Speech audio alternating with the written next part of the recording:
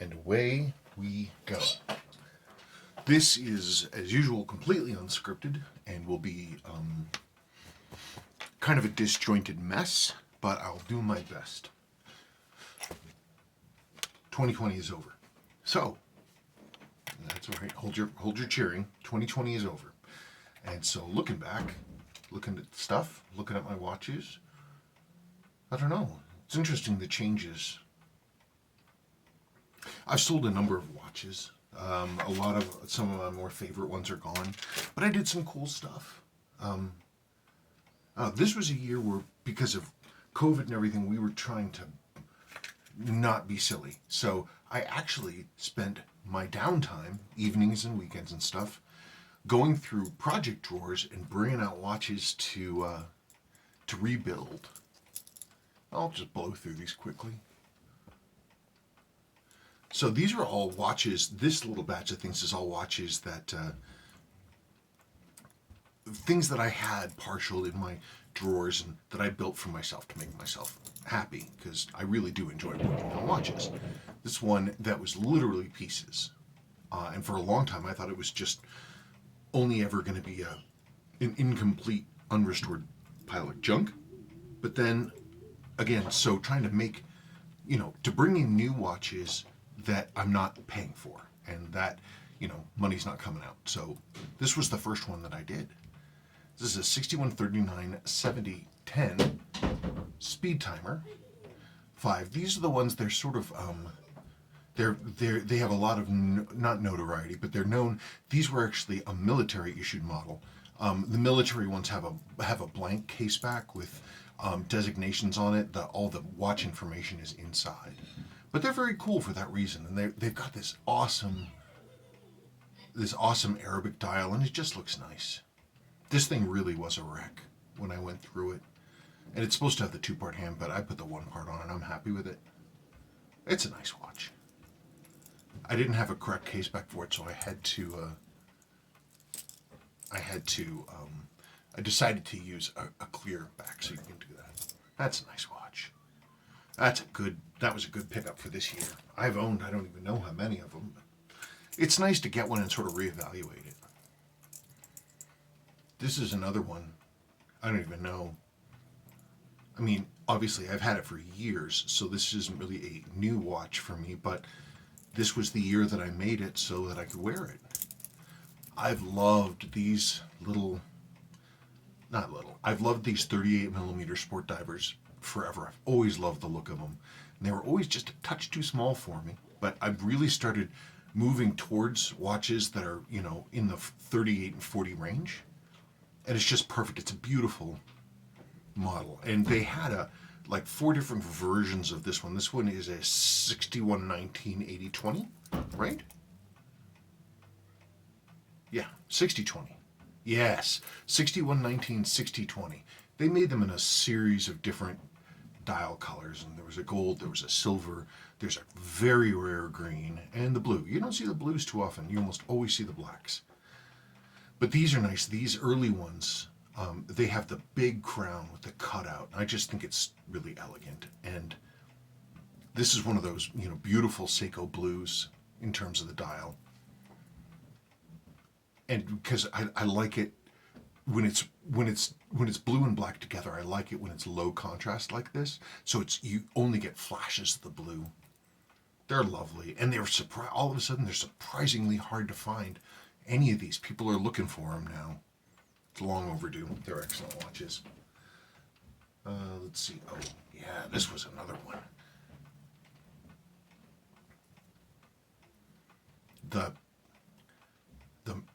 The first gen Mac V with this 6600 movement. This is the first one. This is before they were being officially issued, when the guys were going down to the PX and buying them private purchase. In my opinion, of the 3 current known variants, this one is my favorite. It's just, the movement is so good. It's the 6600 movement family is slow in the sense that it's only 18,000 pph, but they are, I think they're 18,000, maybe they're 19.8, I'm not sure. whatever. It's not a high beat at all, but it's such a strong and steady and chugger movement, and they have great positional accuracy, and they do such a nice job. I really do think of the three variants, this one is my favorite. Yeah, absolutely. Hang on just one second. I'm going to move this down, and I'm going to back this out. Maybe that's better. Good. So yeah, it's a nice one. And I didn't used to wear dress watches either, but I mean, you just can't say no to this thing. It's the best of them. Let's see. Another project. I don't know how long I've had this. This is there are a lot of these sort of UFO case 70 meter sport divers, a whole bunch of different ones that Seiko made at that time. This one is not seen terribly often. It's JDM, and it has a really early set of hands with frosted surface. Seiko only did it at the very, very beginning. But it's a really clean design. Normally these, I mean, I've owned a lot of them. Normally they set it up so that you've got one dial color contrasting with the black ring. And what that can do is it makes the watch feel smaller because you've got this dial. But, I mean, the color dial, imagine this in like a yellow or, whatever. But having it like this and the way that these chapter ring marks go, it just fills up the space. I just think it's really nice. Oh, and this is, this was the first of my first discovery of these Spidel flat vents, which I just love the hell out of them. I just think they're great. Anyway, that's a good watch. That's a fun watch. Digging through my projects drawers, I discovered an old fascination. Working with these, the hybrids. This is the H239. These are sometimes called the Robot. This is the JDM Silverwave version, and they're cool. This one, I don't know. These watches are almost always destroyed, either by water inside or a massive battery leak. And it doesn't help that most of what the movement is made of does not react very well to acid, and the plates are not fond of water. So they're almost always dead. It's rare to see them functional like this. It's a cool watch. I don't wear it. It's a little bit on the too small side for me, but you want to talk about crazy throwback geeky madness. Yeah, the Robot. That's a cool watch. It was nice to get that one. And then, of course, most recently, let's see.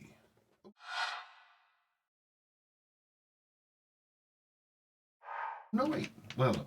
Most recently, of course, as I started doing this series on unloved watches, or watches that weren't worth a ton. Hey, let's restore some gigantic, some watch that's worth nothing.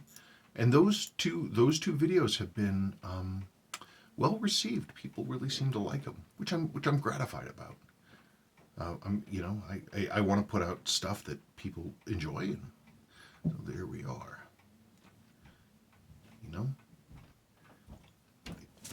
If it works, it ain't stupid. Anyway, so 80s, 90s Vostok, full restoration on this. Did everything.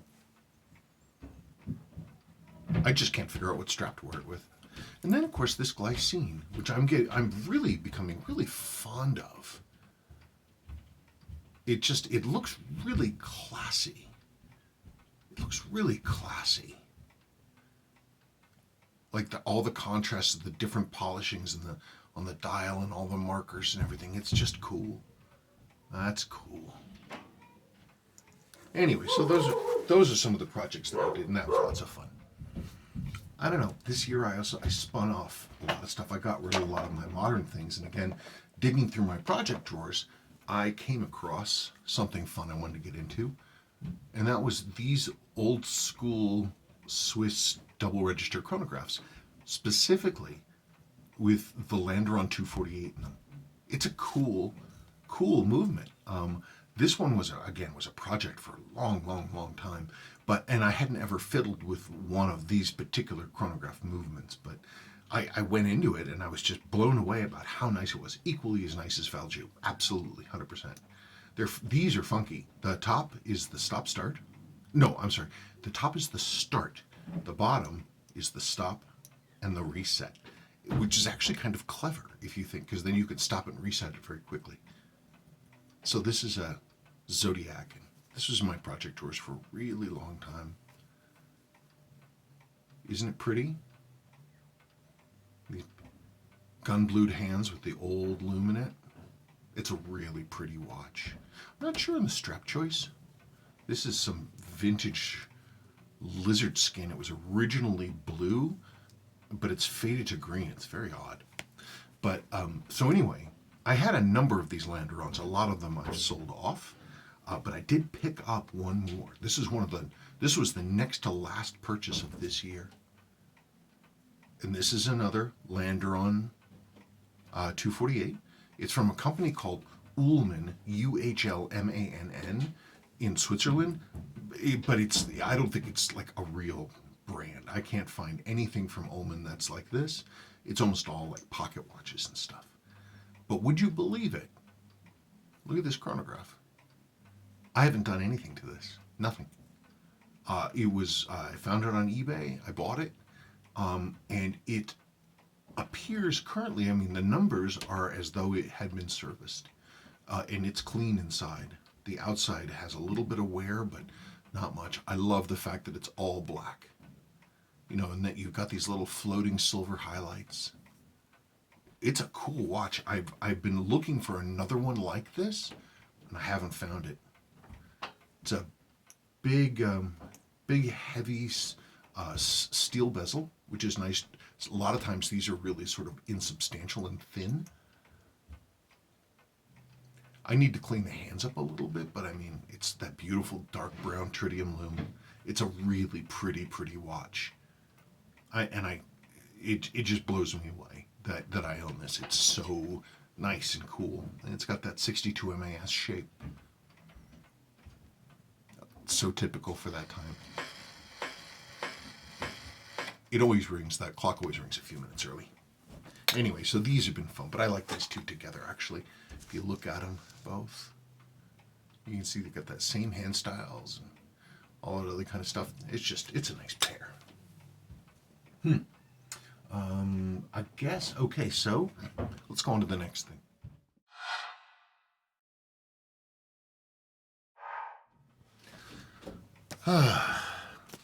So my focus has kind of changed. I don't know. For me, actually, I just realized this. Last year before was really hardcore for 6138 chronographs and for Swiss stuff like vintage Rolex I got into, and vintage Omega, and some modern Omega too, a good amount of modern Omega. This year I was surprised to see not a single 6138 but a lot of 6139s, which is really odd. This is this year's pickup. This is a one owner watch.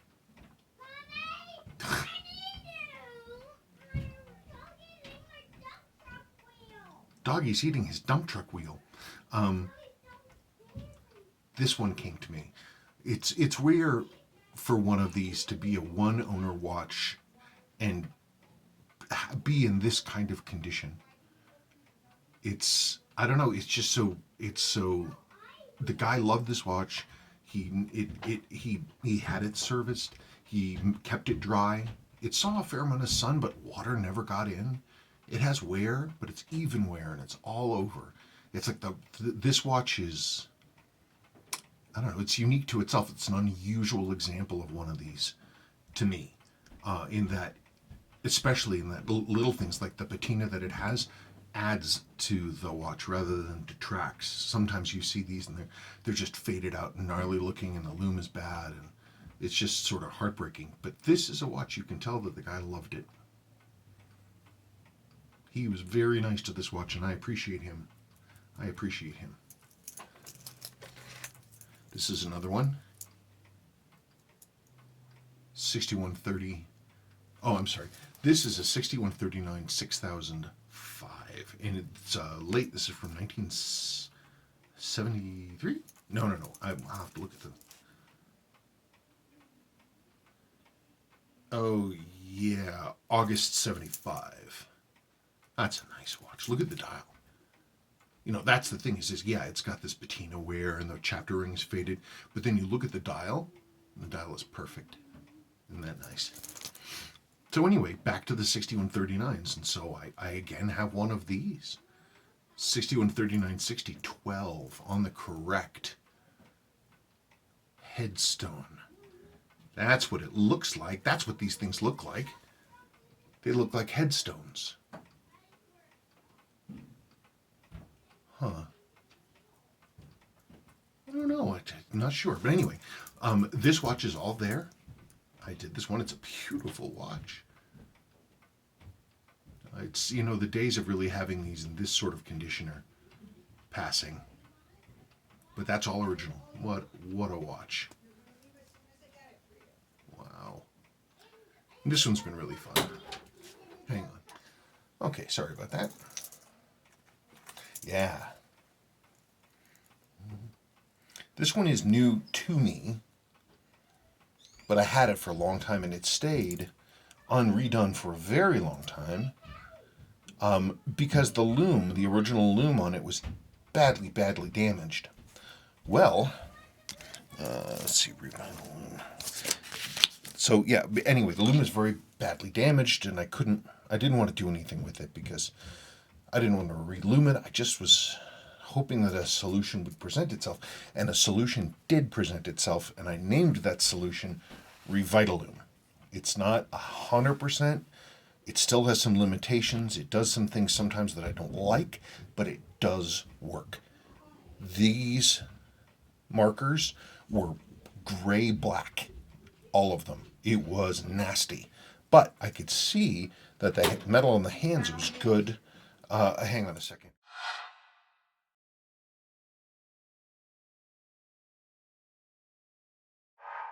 Sorry about that. Anyway, Revitalum.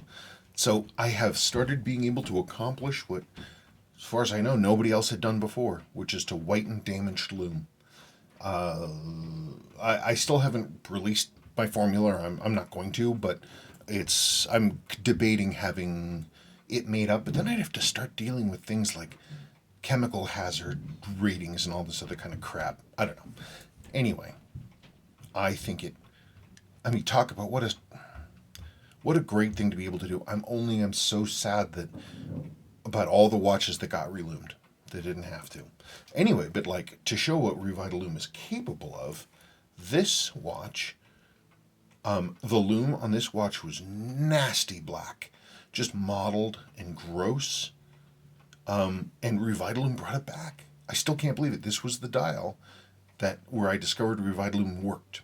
The only thing that's unfortunate in this particular case is the loom took on a slightly greenish look to it. But that is the original loom. I wish you could have seen it. It was bad. I mean, it was gnarly. It's like in the old days, it would have been one of the ones that you would have dug out the loom immediately and just started over. Yeah, you can see it's sort of that faintly green look. It looks like the kind of green you get when you have some spinach and water and it gets faintly green. But anyway, Revitalum brought two watches back from the dead, for sure.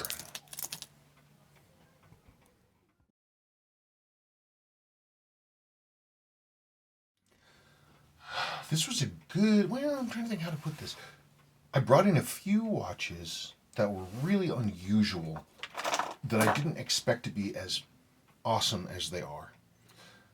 Also this year, I've tended to go back more to Seiko, believe it or not. I had a lot more Swiss last year.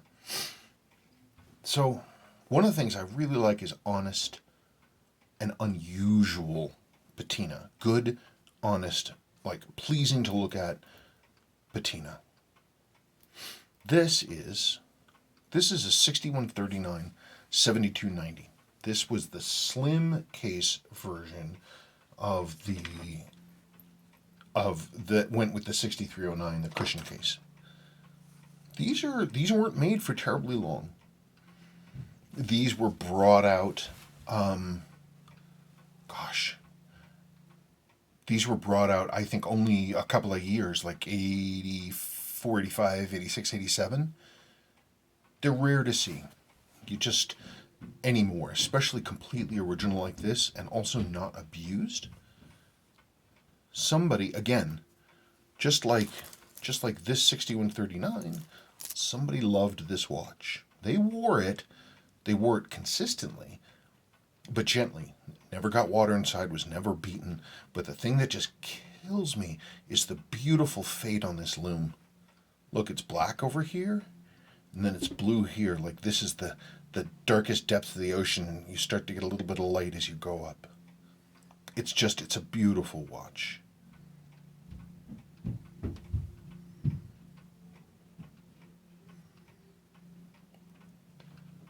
You just don't see these too much anymore.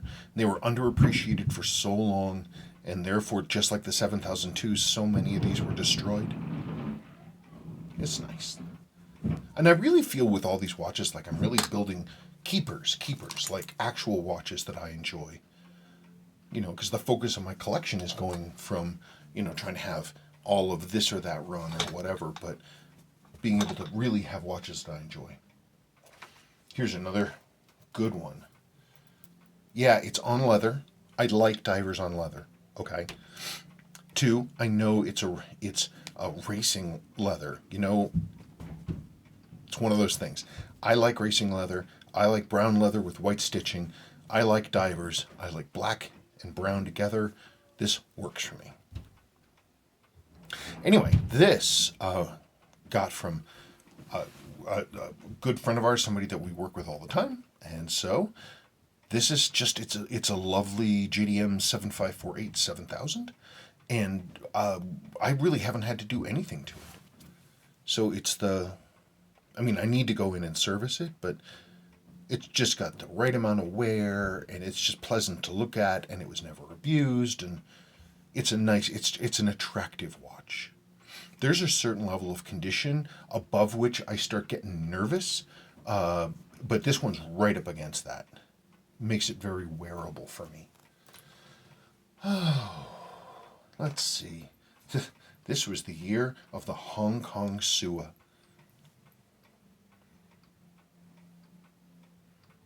This was this crazy watch. Crazy, weird watch. Hang on a second. I'm sorry, I'm looking. I should have gotten the case back out and I didn't. Let's see. Come on, where is it? Anyway, this watch was all kinds of drama, because I got this watch and it was basically brand new, but it had an come on, where is it? I can't do two things at a time. That's the problem. Ah. So the case back for it still has the sticker on it. I mean, the purple sticker, anti-scratch protection, but it also says Japanese parts assembled in Hong Kong. And it's, I couldn't really believe that. It was just something I hadn't seen before, this transition piece. But I built this into a watch. Super nice. And this dial loom, that's original. These, for some reason, Seiko at this time, whatever line they were using, the dials went down one line with one kind of loom and the hands with another. So there was never tan hand loom, only the dial with white hands. This is a very typical look, but a little bit more extreme in terms of the color. It's a beautiful piece. These things did not go together originally. I think it might have been a service case. That was my thinking. But it came out beautifully. Again, an unusual watch, something I can look at. I can glance at this and say, that's my watch. I know that watch. And that's what I really like. Looking at something and it's truly unique. Like this blue fade only on this part of the arc, I've never seen that before. I sold off this year a lot of my very expensive watches. A lot of the really, really expensive ones, I got rid of simply because I wasn't wearing them. And I wanted to invest the money in an unusual thing. We started the year with a good number of Rolex watches. We're down to 3. The one I built for Sabrina, my great uncle's Explorer, his 1016, and this. I brought this in. This is okay, fine. This is a Rolex sub. Everybody's gonna be like, okay, it's a Rolex sub. Woo. I looked for one of these. This specific thing. This is a transitional model. The model number is 168000. They're called 000s. They were only made for, gosh, a few months, I think. They were a transition piece where between they were a transition piece between the 16800 and the later one with the newer updated movement. This one has the newer, steel 990. I can't remember right now. It has a different kind of metal for the case, but they weren't able to yet upgrade the movement, and so this has the old movement but the new style case metal, and it's this odd combination. I have read that it's actually one of the rarest references for Rolex, but no one knows about it. Made in 1987. But the cool thing about this one is it has what's called a Mark II dial. See, the S in Submariner kind of looks like a Z. Very, very rare to see. So this is the Submariner. So it's the extraordinarily rare sub-variant of an already rare produced model. This General Time, though, is also famous for poor quality control at Rolex, and these dials get all spotty and corrody, or sometimes they spiderweb. It doesn't look bad. It's the original tritium lume, which is what I wanted. So anyway. Oh, and this watch, by the way, belonged to... I need to confirm who this belonged to, but it was sold to a Mr. Cohen at a jewelry store that was right outside the gates of the Pentagon in 1988. So I don't know. So somebody who was in Washington a lot named Cohen bought this in Washington, D.C. I was wondering if it was the former senator from Maine, but I don't know. No idea. Okay.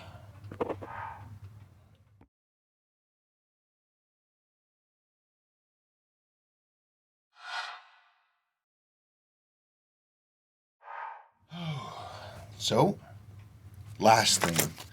Notable additions. Unusual, like, for me, standouts. First, I guess let's talk about this baby. Notable acquisition 1. This beautiful Omega Seamaster. I got this from Larry Boulinet of Uncle Seiko fame. He and I were buddies and we talk. But he had this watch. He had 2 of these, a couple different dial variations. And he sent this one to me to look at it. And I got it in. And I've thought about, what are you doing? Get out. I've thought about these for a long time, but I never thought one would come my way. These are really cool. This was Omega's first automatic chronograph. These used a super neat... What the heck time is it anyway? It's 5:19. They used a super neat movement, which they call the Caliber 1040. It was a Lemania movement. But it's got a bunch of neat stuff. What did I say in terms? Oh, it's 5:19. Okay, 5:19. Let's go like this. So it's a chronograph. It has a couple of clutches in it, which is wild. It has a 24-hour indicator, running seconds. But it's just, the design is, it's very neat. It's sort of a helmet-style case, but unlike a Seiko helmet, unlike a Seiko helmet with a much smaller face that emphasizes the case itself. The crystal is gigantic, and it sort of obscures that. I love how it looks like, representation you'd see of a dome over a city on the moon. This like 50s, 60s graphic art look. It's really neat. It's beautiful. The case was really hacked up when it came here, and I've kind of cleaned it up a little bit, but it's going to have to be relapped and really made nice. Movement is beautiful. It's these are neat because the way they work, when you start the chronograph, you don't have a separate register for the chronograph. When you push the button, you disengage a couple operating levers, and then a clutch starts to turn, and what you're doing is you're locking up the minute hand and this chronograph hand together. But from a practical standpoint, there you go. There's your running seconds, and this little hand with the wings on it, that's tracking for minutes, and this is your 12-hour totaler down below. It's a really classy watch, and again, I want to thank Larry so much for working with me on this one. It's a really cool watch.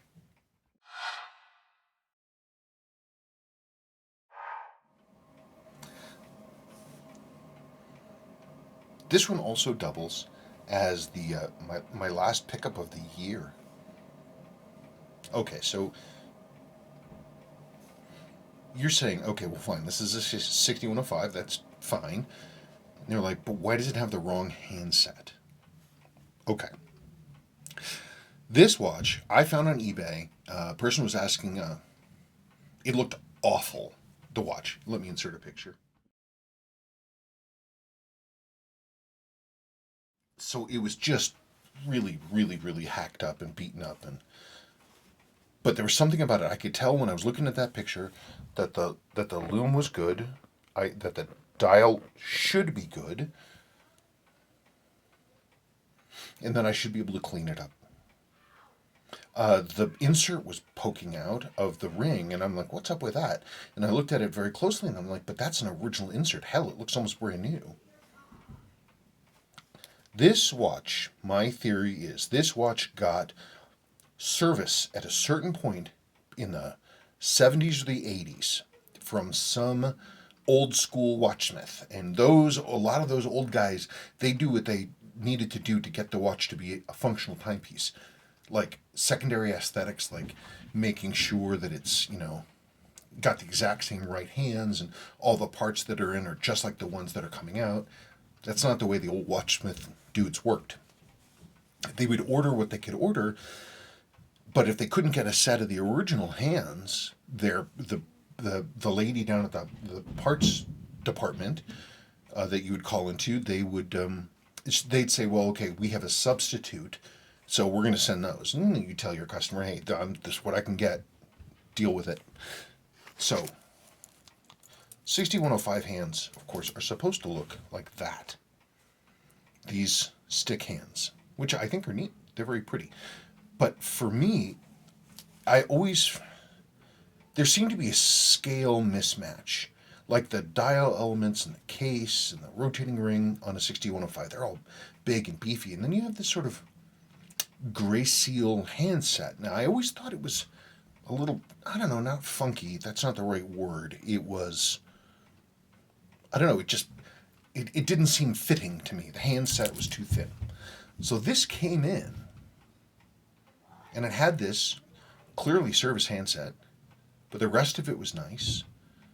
A big chunk of the lume in the minute hand had fallen out and had just been dragged and ground up all over the dial. Here, I'll show you what the dial looked like when I first got it out.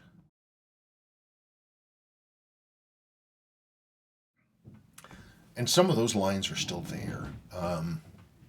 But it's fine, actually. It doesn't bother me. They don't look bad. It's just a little bit of patina.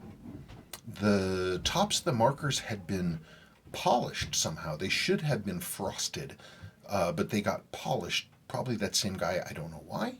But what I did is I went in and I refrosted the tops of the markers as they should have been. But then, okay, so because it was done as a service piece, to me, it doesn't count as a mod, which means this watch is not, nothing about this watch is going to force me to return it to dead stock. This is what was supplied. This is what got put in. You want to say, oh, I took a loom picture last night.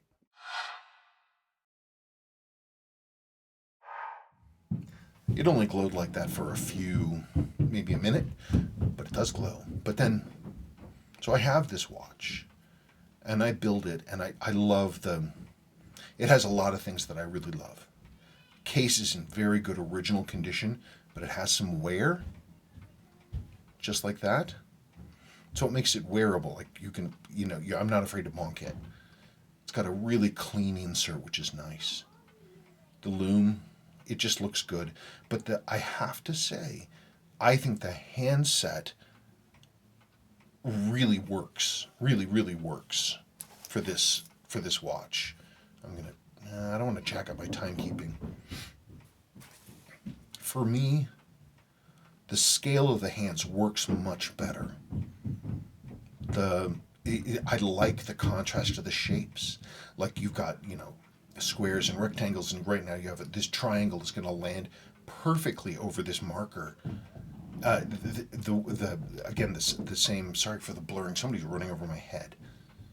The way that the sweep hand crosses over just to the inside, just the proportions make sense. The sizes and the shapes, all the different geometries. I just think it works perfectly. I'm super happy with it. And I'm going to leave it just like this. I'll wear this one. This one's going to go back in the safe. Yeah, I can wear this watch every day. And I put this on another one of these Speidel flat vents. I think it's just perfect. I think it's just perfect. Let me get that on here. I think it's a wonderful combination. It suits me that I need. The strap isn't too thick at all. It looks great on the watch. Very happy with that. Okay, let's talk about the greatest one.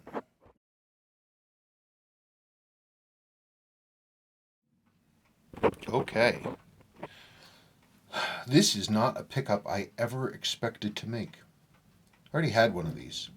But I sold mine, and I did a do-si-do with this. The best. Most amazing pickup I had this year. This is a 61, sorry about the dog barking. This is a 6159 7000. Most of the ones you see are the 7001s. This is the 7000. There's not really that much different about it, but this watch, well, one, it's utterly iconic. It's the first and greatest of its kind. 300-meter dive watch. These are almost always beaten to death. But I'll tell you this watch is 100% original. I bought this watch from the original owner. Like, not from his estate, from him. And he bought this watch. This watch was bought for him, bought brand new in Japan in 1969. It's just lovely. My other one was slightly nicer in a couple different ways. Particularly the insert looked really, really nice. My other one is a very, very nice watch. But there's something about that other one, it was slightly too nice for me to wear. This one, it's got all of its original case elements and everything. No abuse. It was never hammered. There's a good amount of, it has some fade down on the insert, but I rather like that. As you know, I'm a big fan of the right kind of wear. And that's what this has. This, for me, was just perfect. I love everything about it. Oh, and the greatest part is, this is a birth year and month watch for me. It really is unfortunate that these are as valuable as they are and as rare as they are. Everybody should own one. It's a perfect watch in terms of size. And I mean, it's a big watch, but it'll still fit nicely under a cuff. You know, compare this with the 60, not with the 62 MAS, with the Marine Masters, the SBDX 001s, etc.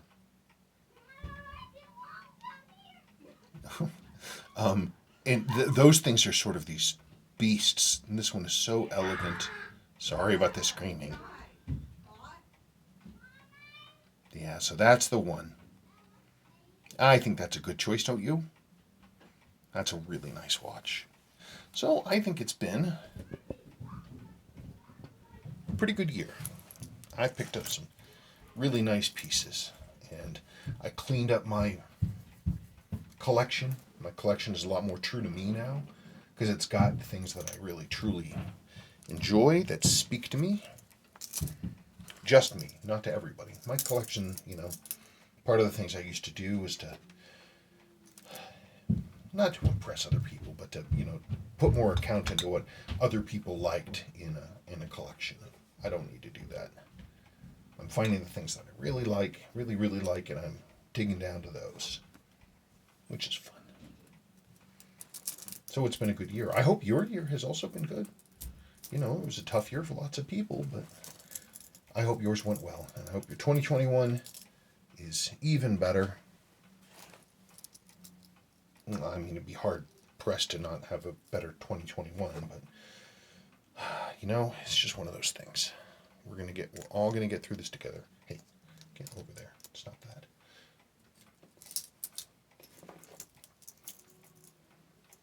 Watches. Aren't watches fun? I think watches are fun.